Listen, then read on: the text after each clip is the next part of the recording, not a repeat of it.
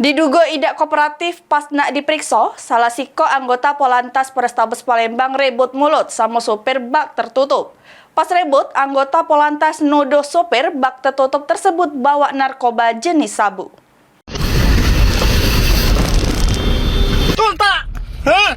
Salah saya apa? Inilah video kerebutan antara anggota polisi Polrestabes Palembang sama sopir mobil bak tertutup yang viral di media sosial. Kejadiannya dewe berada di depan gerbang tol Kramasan, Palembang pada hari Rabu 5 Februari 2025 kemarin. Pas keributan terjadi, anggota Polantas Polrestabes Palembang tersebut nuduh sopir bak tertutup itu bawa narkoba jenis sabu. Tidak terima dituduh bawa narkoba, sopir tersebut buka box mobil yang ternyata isinya tumpuan pisang.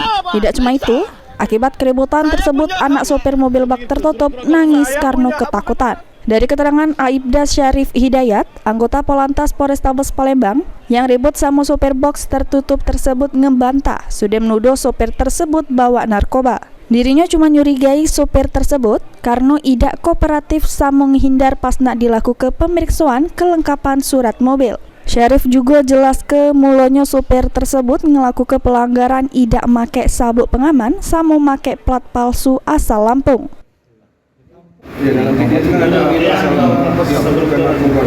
Jadi saya tidak menuduh, tapi saya mencurigai karena muatannya itu tertutup box.